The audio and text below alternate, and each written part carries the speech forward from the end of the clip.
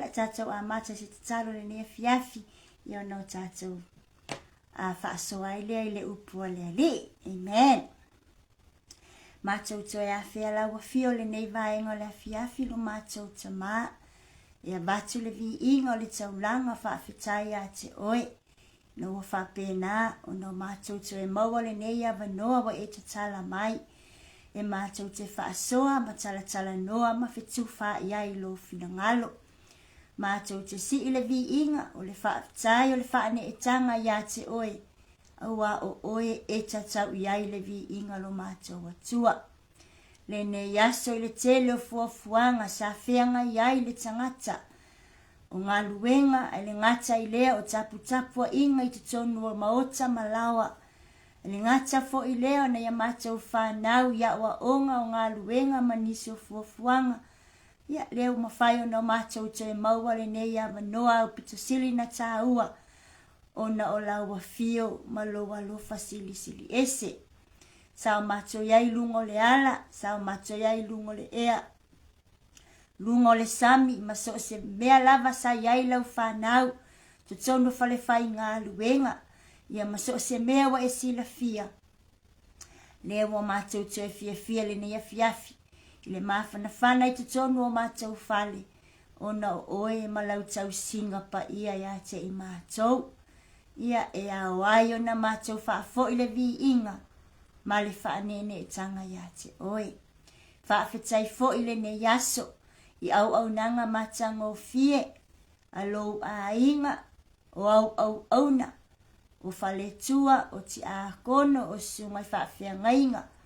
O a ia ma le whanau fo. Ma nisi fo.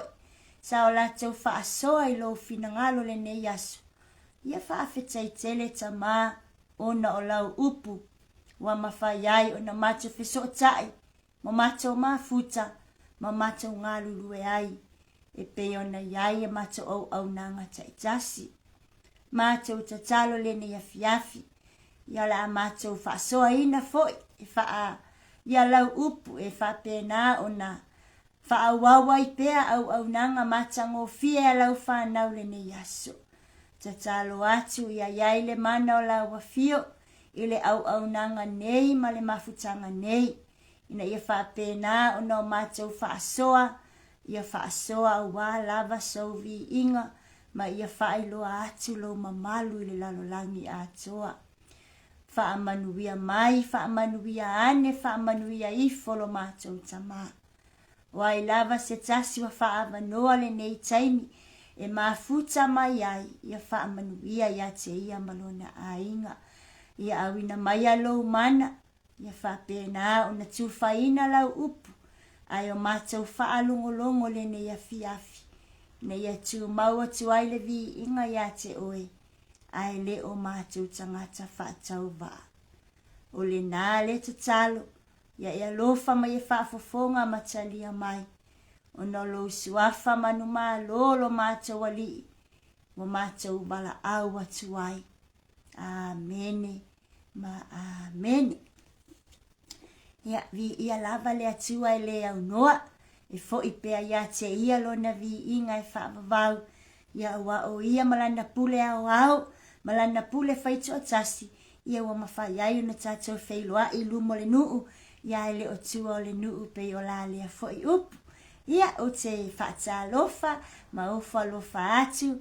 Ia ile a inga po le tino kerisa le nia fiafi. Ia mata mai lava i se matua o atu se titi. Ia ele ngata i lea o au na tutofia lea tua mona i o lātou whale tua. Ia o mātua mātutua.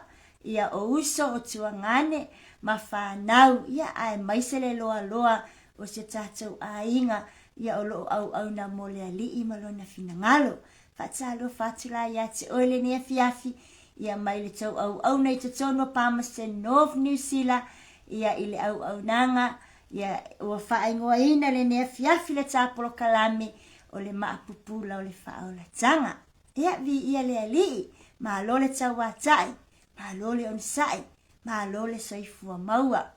Ia o te whaatalo whaatu fo i maleanganga mawalalo. Ia to my beautiful sisters, ia le o vaai atu ai, ia Ana Tongia, ia tune in all the way from Lauli, America, Samoa. Whamanuia le atua sister mo oe whapea le ainga, tu mawati whaunga le atua, mai sarana whamalolonga mo oe, whianga iai mga luenga, ia manisi whaufuafuanga. Yeah, good evening to my another beautiful sister, ia from Auckland, Sarah La Salo, vi ia le ali, whamanuia le atua mo sister, mai se le ainga, ia malo foi au na malo tau tua, le na foi pita se tatou ainga whaasoa, ia tu maule whaunga le atua, ia mlana whaamalolonga mo oe, ia whianga iai matiute, ia male tau singo ainga, ai mai se le e fina ngalo le atua. Alo fatele ate beautiful sister Sarah, God bless, hallelujah. Yeah, I love mole ava no le ta ule suafa, whamangalo a, ia whapena on whatsalo whaiate oe, le nganga pa ia le alii, ia mai se lava, ia le tatou iai whaatasi ono le upo le atua. Ia o mai le ne fiafi, manati whamoe moe, ia manuia mea uma, e ui lava fo isa tatou whita iai, ia mati ngā fo le ne yaso e ngā luenga, ia whaati ngā uro ta maiti nisi o taimi, ia mai se fo inisi o whaafi ta uli, ia au te iloma tali tonu, sa mau lava lo whaatua tua i le atua, amene. Ia sa iai fo i tātou, i le nei aso i le tele o fuafuanga o fe au o ngā luenga, tātou wia la tele vavave, ia tu tono fale a whai ngā luenga, sa whapena whona lama i le fili ma le ti Apollo, ia whawhita i le alii, ia lea lavo ma whaina toi au mai le malosi, le ono sai, amene, mai se ai, lo tātou wola mataala, ia mola na fio, ia tātou avela se pati, le nea fiafi, e vi ia ai lo tātou alii, amene, ia vai atu foi, se tuangane whaife au, ia Pastor Paulo Antonio Hunt, ia mafuta mai Hawaii, pesa awa pasta, ia whamanuia le atua, le ngata ia te oe, o le whaletua peleina, ia itangia, ia le whanau pele, ia kalesia, ia maise ainga mawo, ia pui puia, ia ma whapenana whatu mawatu, whamalolonga le atua, ia te o lua ma le whaletua ma le ainga, ia o au mawai na atunuu, ia ona o le wala au, ma le ngā luenga, ia o wala au inai fo i o lua, praise the Lord, ia muli atalo whaanga mo o lua ma le ainga, praise God, hallelujah. Le nea fiafi ia na o sina toe wha aso, so o atu lava, ia i le upua le atua pe o na outou tuwhaina, ia ma outou mafutaina, ia ma o tātou whaalongolongo iai, ia le nei fo i vai yaso, ia whapena fo i le nei yaso. Amen, hallelujah. Le nea fiafi ia tei loa o nā ua matua i lava matatoe, ia le upua le atua e whapena o na mata ai, ia pe whaiu iai, ia pe whaalangolango i fo iai lo wola whaatua tua. Ai tau lava ina o so o atu, pe toe whangu ma toe whamanatu, ia i sesi fo i fe au tā ua wau mai le atua mo au, ia e au ngā mo oe, ia tātou sa wawali whaatasi ai, ma whaamalolosi ai, mo lo na fina ngalo, amen. Praise the Lord, yeah. Maua mai lea i le tusi a Yeremia, amen. Yeremia lona mata upa tolis fuktasi, a o lona fai upu lua se fulu lima, ia lea o te fia fai tauwina mo oe maau, ia wase tā mau e tāta talanoa, ia mo tā whaasoa iai. Nela o fai tau atua mo i tātou, amen. Fai mai, a wā ua ou wha amalia i le tangata walailoa, ua ou wha amalilia ina, loto vai uma. Amen. Se o toi whai tau atu lava whai mai. A wāwa o wha amalia le tangata walailoa. Wa o wha amalilia ina. Loto vai uma. Praise the Lord. Hallelujah. Vi ia lea li. If a melona wha peritania. Jeremiah chapter 31 verse 25. Fa melona whai tawina wha peritania. For I have given rest to the weary and joy to the sorrowing. Amen. Hallelujah. Praise the Lord. O le tusi a Yeremia, o le tusi o le wha moe moe alofa. Amen. O le tusi o le toe wha nau fo wino o le tangata. O lo o wha pēnā o na wha manino mai ai e iai le whaamoe ola. Amen. Praise the Lord. Ua, tato whaupuina whaaperetania, it is a hope of restoration. Po le whaamoemoenga ina ia whaapena o na toe utupupuina i tā ua, pe toe tapueina, pe toe whanau fōwina, le tangata whaatuatua. Praise God, hallelujah. Vi ia lea li. Ua loa masila fia le tala lo tula i mai walai o na whaatupu le nei promise po le nei fo i folanga i le atua ma Israelu. Pe ona tatu o mai le whangainga ai, nisi tusi la matanga mai ngol whangainga tuai le tusa e soto. I le taimi sa whapena ona ave ai e le atua ia mose tu la fono se fulu ina i whapena ona tusi i le papa maa ma whaailoa atu ia Israelu ia tula fono e tatau ona savalia ma usita ia ina ia awane yo oi whaafitauli. Awane yo oi lea masala. Ia, na se fulu atu la fono na ave ia le atua. Amen. Praise the Lord. Ai peita ia walau sila fia. Sa le usita ina. Sa fiu ngo fia le nuu. Sa fulitua. Sa tau mui, sa tau whaaleanga. Sa i ulava ina o lato ta lepel whengainga. Ma whaaleanga folanga le atua na whaiate i lato. E ala le alulunga o mose lunga le maunga. Au tau sila fia. Le asao lato whetango fia i wa whau le atua ma ifo i ai. O vaenga umana. O vaenga ua matua i tupu ai le anga sala i totono le whanaunga Israelu. Walau sila fia lea vaenga. O anga sala na tupu ai le tangi. O anga sala ma whaafita uli sa tupu ai lo lato whaanoa noa. Na i ulava ina vai ai o lato tangata. O le vai fo ilana o ia Israelu. They were not tired, not only physically, but they were tired emotionally, spiritually, and mentally. Aia. Wale ngata ina vai ayo latau tino whaale tangata. Awa matua i vai ayo latau langona, o latau mafau.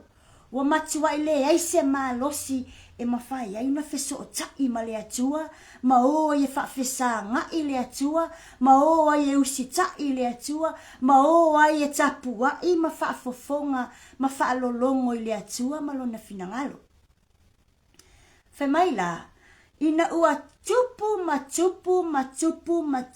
anga sala nei, wa ti ngai lava Israelu. Wa whapena ona, whewhulitua i tangata. Amen. Le ngata lea, ua fuilele ua makua i kuwaia masilo lako mafau ngai se awala e mawhai ai ona tasa o la lato vaa nga i le ala male ala vaa wa whaasino mai e le atua e alua nga iai mpe e alua nga iai le vaa le lato ufolaunga. Amen. Tomumu. Tau whaaleanga. Give up le to atele. Le ngate tangata matutua o lava i tamaiti. O tina, o tama, most of them, o mako i fulitua lava i le atua. Le fulitua le nai le atua, na latau le mana na o ai e usita i tu la fono na ave e le atua. Le ta ua tono tusa e soto. Le nam ta upe luas fulu. Fe muanga is fulfitu ya lo yai tu la fono a matu wai manino le leia te ila tu la fono a fa se tangata ol mulilua ol mopelo ol mana o tu le vale tasi ya maletele o tu la fono e se fulu na fa pena una fa o ye le atua ya mosela na au ona ya awa Israelu male la tu wola ya o la tu wola ina tu la fono ya o mai foli le tusa tau tere no melon ta upe lima ono na ilus futasi. Ma ko repeat penga koe wha manino ma toe wha manato ina e mose.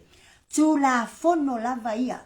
Lona winga o tula fono ua uma o na tapena le leia le atua awa le olo Israelu ina ia saufanga ai le faaolataga ma ia faapena ona o latou o le nuuna na folafolaina le na polo misi ai le atua mana tua mo tatou iloa lelei so se mea lava polo misi ai le atua e fai lava e tau nuu lava polo misi po folafolaga le atua e fai uma na polo misi ai le atua mea uma lava me lelei ma le nuu folafolaina mo i latou o le tapenaga la lea o tula fono ina o me tapena ai ma tapu ai o latou wola ina ia faapena ona tau nuu le nuu na folafolaina peita uma atu le tausaga sau le tausaga o mai lu tau o mai faingata o mai taua o mai fevaevaeaʻiga la mo tupi a Israelu ua fe tuitui aʻi tagata ua fe faamasino aʻi tagata amene o le agata nei igā me leaga aua oo lava i tulafono le atua lea sa ala mai lana auauna o mose ua le mafaiaga o lakou a le mafaiaga o lakou kauaveiga ua inoino iai ua lako kiaʻi kulafogo ua le ago iai e leʻi ke ua i o lakou mafaufau they just listen they just saw le mea sa tusia i e mose faalau me e mose tulafono they just listen to the kulafogo and then they just let them go e leʻi ai masesingafia mafaufau lakou ke uloko tulafono ia ea so pila o vaenga na matuai toasa ia le atua iai ma matuai le fia ia le atua ia Israelu o atu foi fa el au sayuta o fo iai ia fainga nei mawinga nei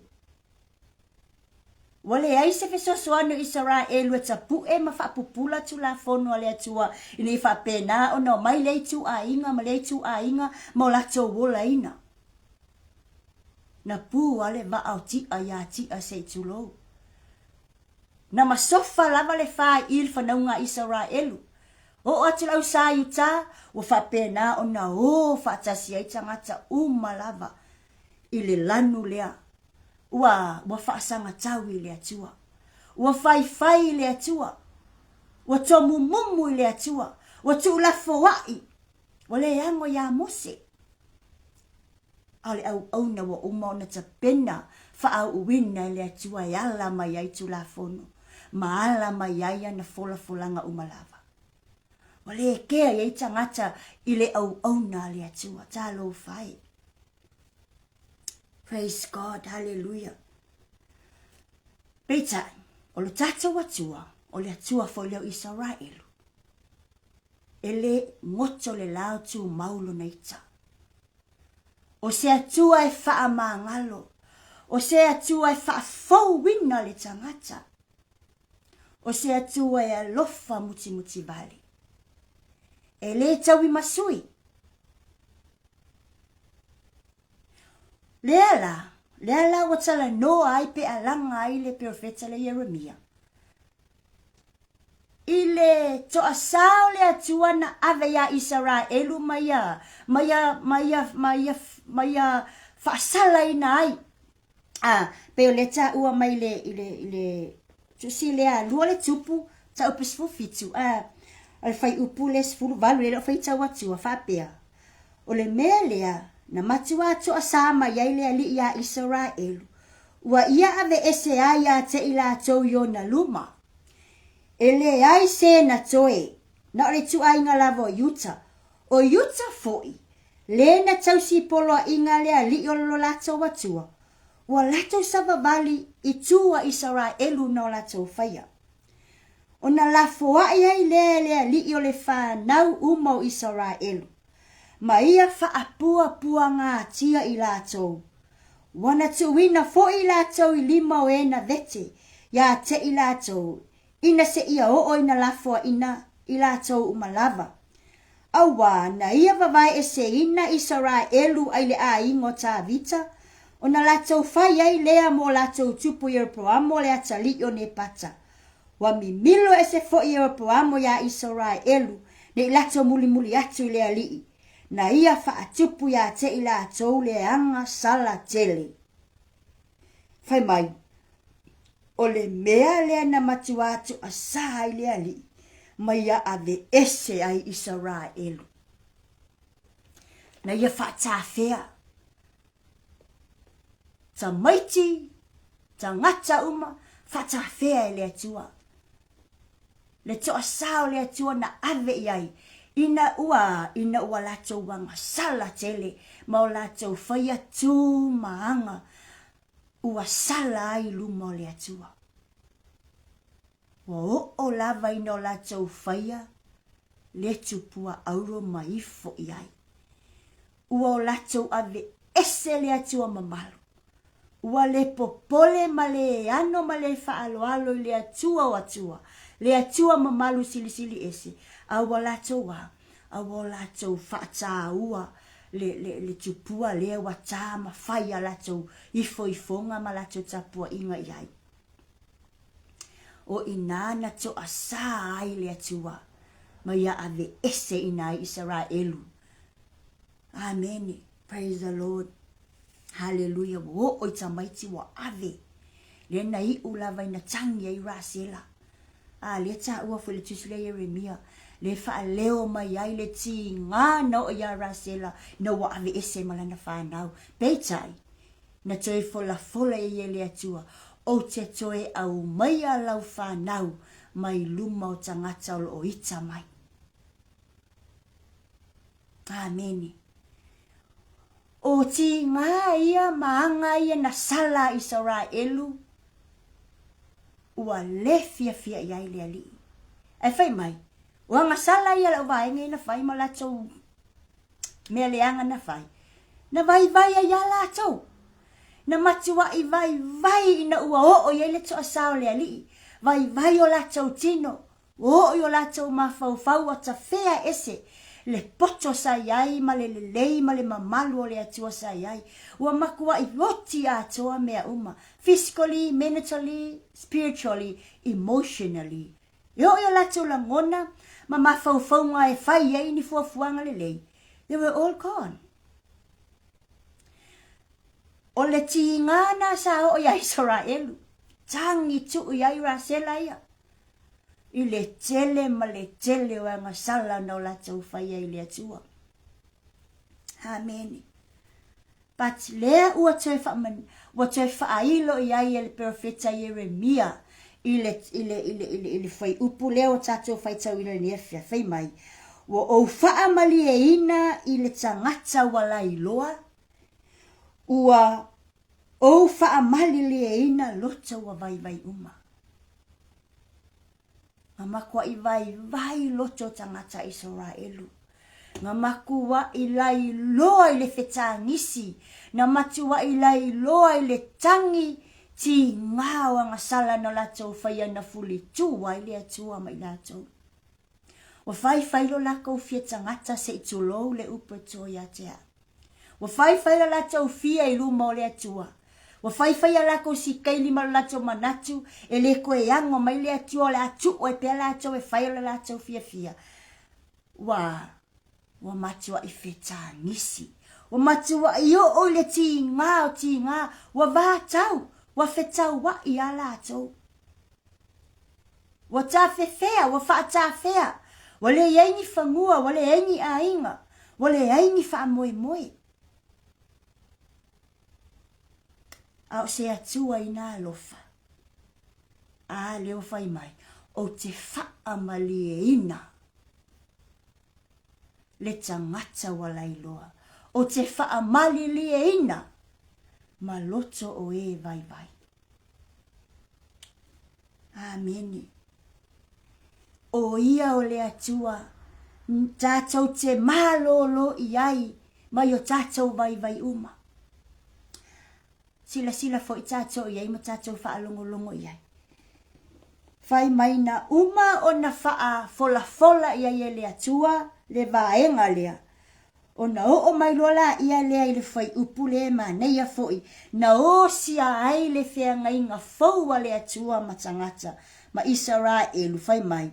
O le nei le whea inga o te o sia ma le a inga Israelu. Pe a mawai ia aso ia sa iai i le taimi o tula fono se fulu ia na tusia i le papa maa. Fai mai, ia mawai ia aso o lo feta lai mai le ali o te tuu i na atu la utula fono i to tonu ia te i la tau ma o tusi ai o la tau loto e fai ia umolo la tau atua o i la tau fo i e fai mo unu. This is the new covenant wa ave ia i le atua ia Israelu. Na ia mua whaamalie lo latou lai loa ia ngasala i ti ngā i tau ai whewaiwaya inga i tau i loto nuti momoia i le whetangisi. Na mua whaamalie o latou loto wa vai o na wale aise whaamoe whe mai na whaamalie. Umai le atua mea ia o na fola le ia o le atua o le whenga inga fau lea la whai mo i latou. Whai mai o te tu sia le tu la fono i te tonua papa o tau loto ma whai au mo o tau atua. E le ave e sea le lofa o le atua ma ia Israelu. Amen. Ua toe whaafou le whenga inga. Ua toe osile o le whenga inga sa iai mua sa tu sia i papa maa. Ina ua toe whaafou ma toe refresh le atua. Ua tusi i le papa o le loto o le tangata. Ala lea i le upu o le atua. Ameni. Ma fai ai ia ma atua Israelu. Praise the Lord. Hallelujah. Tele i o taimi o wā tau ai Israelu ona ua whapena ona tupu le mulilua. Tupu le fasio te tangata. Tupu le pepelo, tupu le ngaoi. Ea, tele ia o tula fono wa soli. Na tupu ala le tau ai o latou vānu no whawai. Wa leanga tangata. Wa le aise whaalo. Wa le aise alofa. Amen. Hallelujah. O whaanoanoanga nei, na o lava ina vai ele to atele o le whanaunga Israelu. Praise the Lord. Hallelujah. A lea ua toea, wa quarantine e lea tua ia te ilato, o te whaamalie ina. Ti ngā na tau wo iai. O te whaamalilie ina fo i o tau loto, ua vai, ona o le tele o anga sala na o tau solia, o le tele o tau wanga ma o tau winga, ua le tu saai ma tu la fono na avatu. Yes, o lo tato watua na te whaamaunia mea uma. He guaranteed to the people of Israel that he will wipe away their tears. Na matua I whaamaunia, ma fola, ma whaatau nue le atua I le whanonga Israelu. E ui lava ina tele ma matu ia, ma ti ngā, le mea nau tau whaia mai atea. Ai, o te toi ave ese mai ti ngā na ia te o tau. O te toi so loia mai aloi mata o le tangi. Whai mai le atua, whai mai le whianginga le atua. Rasela, o te toi au mai a lau whanau. Amen. Praise the Lord. Hallelujah. Lo tatou ainga, God will wipe away that tears and that tiredness. Wa uma meo e vai ai. Wa meo e ti ngā ai. Wa meo whapenao na tangi lotu wailo loto. Wa mawhatianga leo langa.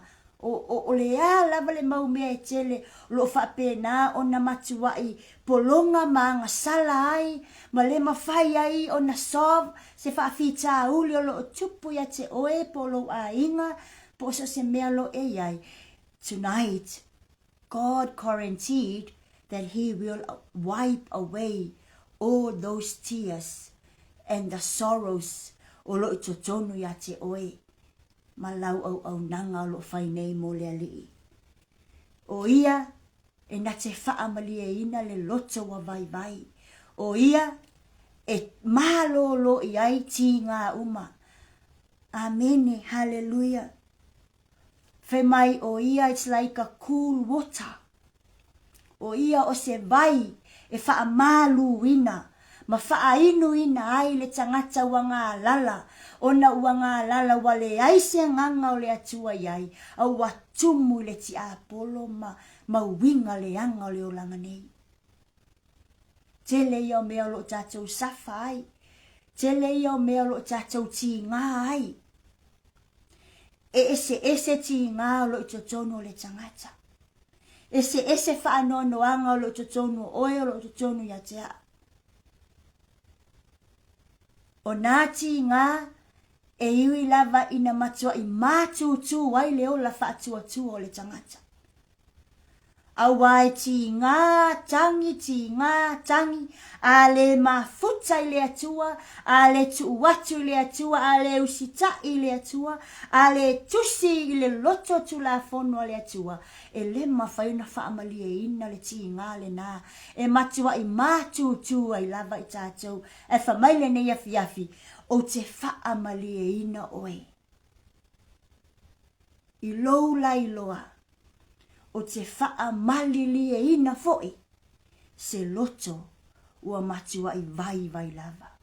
A whai ei se mea lo vai ai oe mau i le mafutanga ma le ali. A whai ei se mea ua vai ai tā ua le tā mafutanga wha le anganga, ma lou a inga, ma au o, ma niso lau e ka le sia e maise lau ministry. Wha maa losi ati ele ni afi. E whaamalie le atua, le mea le nā o loo e ti ngā ai, ma e vai ai. Amen. Praise the Lord, hallelujah. Mana tua fo isa tātou a inga.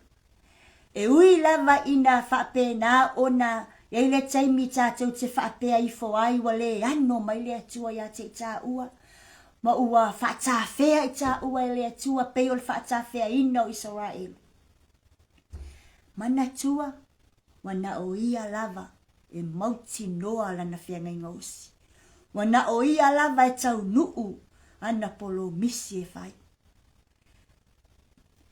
He is our assurance. Ka koke mālolo iai. Lei lava se tasi. Pe whaatawhea tātou e lea tua i nisi o taimi. O loo whaatawhea i ni mafua anga tatau. Ai o loo whaatawhea fo i ina ia whapena o nā toe ya o ina i tā ua. O le ala fo i e whaatawhea i tā ua. O le ala refresh i tā ua. Whai maila le ngata ina whaafo wina i tā ua. But e uma ele whaafo wina i u le whaamali ina. God will refresh us. God will satisfy us. Amen. Hallelujah. Aua le whaavai. Aua le fiu ngō fie se aua le give up ngō fie. Aua le ita ngō fie. Aua fo le vai atu a tele mai lava le tuwai a. When the world blame us, when the world point fingers at us, makako vai ako le a tele ale le kuwai o ka koui mea uma. Just swallow the bride. Whamoe le atua. Leo whamaunia. He guaranteed tonight that he will refresh us and he will satisfy us. Amen. Praise the Lord. Hallelujah. Whai mai, ina wa tangi rasela le tā ua a. Tangi rasela wa wako i masianga whangau a. Whai mai, ngā whita leia le atua o te toi au maia. Mai umai. Na taunu umaletani awa fia rasela. So he turns our mourns into joy. E makua ili liu e le atua lo tātou whaanoa noa mo lo tātou tangi. Wani meo e tangi ai. Wani meo e whaanoa noa ai. Whai i le atua. Mafuta i le atua. Lata i le atua. Whaatua usita i tali tonu. O na suwia la ia leo lo tangi. I lo fia. He will turn our mourns into joy. Amen. Hallelujah. Praise God. He will turn our mourn into dancing. e suia mai lo tātou whaanoa noa i lo tātou siva fia fia ia te e ave le vi inga ua uma o nā whaafou ma whaamalia i tā ua. Amen. Praise the Lord. Hallelujah. Glory, hallelujah. O le whea ngainga lea ua whaafou e lea tua ma Israelu whai mai. O te tusi le tu la fono i o outou loto. O le mana o lea tua ia tupu lea le tutu whaatasi i loto tangata. The unity in the heart of people. Tasi lea refreshment o lo fia au mai lea tua. Ko refresh o kako loko. A whai o loko foi le sa makwa i le mau wai le upu, le ango le upu a whemai lo whemai kako, se longa ke wa ai. But whemai lea tua sui. Sui mai lo wa ai le au mai e tu i to tono lo loto. Inga ia whape ngā o na tu whaatase lo loto malau mafutanga ma lea tua. Amen. Hallelujah. Polo misi na lea tua na avia Israelu ma yuta ina ua uma ona whaafou ma whaamalie. Uma lo na whaamalie ma whaafou tangata ia. Whai mai, polo misi lo ia maklo lo amat kula fongo lea. E le koe kusia la le papa maa, o le a wako e kusi kongo kou loko. Beo kou iloa, o au o lea lii lo o toa tua. O le a avea au, ma o toa tua. Amen.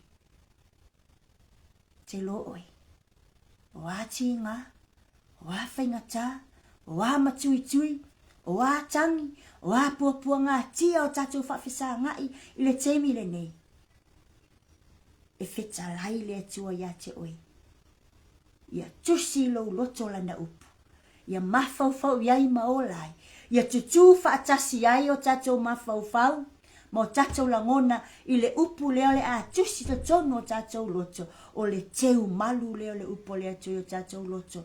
Mawhauwhau iai. Whemai, ona pule ai lea o lea tua ia te oe. Ma lau filifilinga, ma lau loto atoa. Praise God, hallelujah. That is the internal law of God. Aia.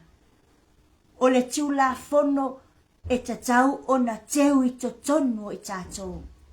E tala noa lo tātou loto mo mawhauwhaunga. E whetala noa a i lelei. I mea tatau o na halia e mai ai le vi inga o le atua. Tātou mawhauwhau i lisi tu. I le anga salama me te tele Israelu na whai. E whemea. What a forgiveness, God. Amen. He has the total forgiveness. E lei whaapenga whaama ngalo le atua na tu wai lea. Na whaama ngalo le whaama lie ina, ma le toi whaafowina, ma toi tuu iai le whiangainga. O le a tusi le tu la fono i le loto, ma ia avea ai le atua, ma o lato atua. That is the total forgiveness. Na tapena le atua mo la na whanau. Lo ainga le nia fiafi. Praise God, hallelujah. Sata lepe Israelu le lato fia ngainga ma le atua le amatanga. Peitai, na toe whaafou e le atua ina ua ngalu lue whaatasi le atua ma tangata e ala le tu la fono na tusi o lato loto. Lo ainga le nia fiafi. Praise God, hallelujah. O ia lo tātou ali whaau la Yesu Keriso. O ia na te fola mai a te i tātou. Le ola whaaleanganga e toi whaafou wai i tātou. O ia sapala ia mai a. He will supply the fresh fuel. E ola ai o tā loto mo tā nganga. Amen. Hallelujah. So ainga le ne afi. Praise God. God sees who tired. E sila ma sila fia ma langona le atua i tātou lo tātou ti ngā. He sees us. Ngā ke sila fia le leiki ngā lo kakau aveinga. Ngā ke la longa uma. Na te tapena foi. le whaai ai ina whaafo ai oi. Ma whaamalie ai oi. Whai mai ia le tisa Yeremia le na tawhai tau ele whai uple luas furulima. A wawa o whaamalie i tangata walai loa. O whaamali lia ina. Loto vai uma. A una whaainu i ta ua le atua i le vai ola. E ta te le to e fia inu. O le a vea ai o ia. Ma o tato atua. E o le whaamavau. Whamanuia le atua ia te oile ni a fiafi. Ai maise aila na upu. Wa ta whaasoa le ni a fiafi. Whamaina te whaafo ia le atua le whanunga i sarai elu mai le tawhianga. He returned. He refreshed. And he satisfied his people. E mana o mia. Lo kako submiti le atua o tato leanga. E mana o mia, le confessi le atua o tatou whaafitauli. Mana o mia foi, tatou ma futa ati ate ia, ma tala noa ia te ia whaailoa iai, mea umalava o tā pua ngāti ai. Ao ina vai lau loto e te vai ai foi. Ao ina vai lau filifili ngā whai, e vai umamea umole ainga. Ai le ngata i lea, a vai lau loto, vai fo le nao lau mafuta i le atua. Ai whai mai le ni a fiafi. Ua ia whaamalie, ma whaafowina. Loto vai, ma e ua lailoa. May God bless you and your family. Whaftai tele ta mai le ni a fiafi o no lau upu o mātou whaasoa ina. Tua mau pia te o elovi ingalo mātou atua. Whaftai anga pa ia lo fisio soan. Alofa mai e anga le mai. Wa umalava fufuanga tole ni a fiafi. E mese au nanga tutoe. Ia lau wha unga. Wha mole no mātou tama. Mause ma longa file mua lo a inga le neipo. Nei wha pēnā o na tū maua tu pēa lo vi inga. Nei o le wha avavau lava. Amen. Ma amen. Praise God. Hallelujah. Yeah. Ni ia lea lii. Ila na uple ni a fiafi. O na le tātou whaasoa. Pamaria lea tua lau whai ngā malolonga. Whaptaitere lau sunga whaatonu. Pastor Mikaele Pureta. Ia le mafuta mai. Pamaria lea tua. Beautiful sister Faletua Florence. Pamaria lea tua. Ia mana isa se tātou ainga. Ole mau atu. God bless and love you all.